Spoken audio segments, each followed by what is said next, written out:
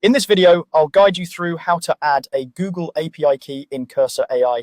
By the end, you'll know exactly where to go, what to click, and how to make sure your key is set up correctly so you can start using Google's models inside Cursor without any confusion. First, go ahead and open Cursor AI on your computer. Make sure you're on the latest version if possible, since menus and options can sometimes change slightly with updates. Once Cursor is open and you're on the main screen, we'll head straight into the settings. To access the settings menu, look toward the upper right-hand corner of the Cursor window. You should see a small gear icon. This is the standard icon for settings in many apps, and Cursor uses it as well. Click that gear icon to open the settings panel. If you prefer using keyboard shortcuts, you can also open the settings menu without clicking. On a Mac, press Command plus Shift plus J.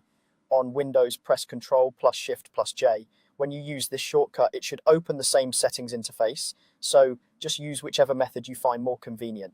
Once the settings menu is open, you'll see several options arranged in a panel, usually with a sidebar on the left. Look to that left sidebar for a section labeled Models. This is where Cursor lets you manage and configure which AI models you're using and how they connect through different API keys. Click on the Models section to open it. After you're inside the Models section, scroll down until you find an area labeled API Keys. This section is where you can connect various external AI providers to Cursor.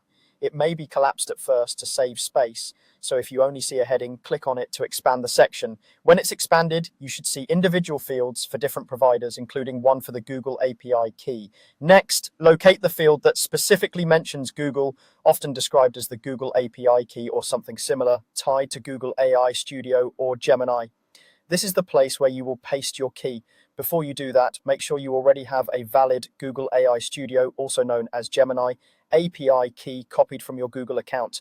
If you haven't generated one yet, you'll need to visit Google AI Studio in your browser, create a key there, and keep it handy. Remember, do not share this key publicly or store it somewhere unsafe because it's tied directly to your account and usage. With your valid key ready, click into the Google API key input field inside Cursor, paste the key carefully, and take a quick moment to check for any extra spaces at the beginning or end. Extra characters can sometimes cause issues, so it's worth a second look. Once the key is entered, Cursor may automatically save it, or you might see a small confirmation or save button depending on your version. Allow a moment for Cursor to register the key. After entering the key, you're all set. You can close the settings menu and start using Cursor with Google's Gemini models where they're supported.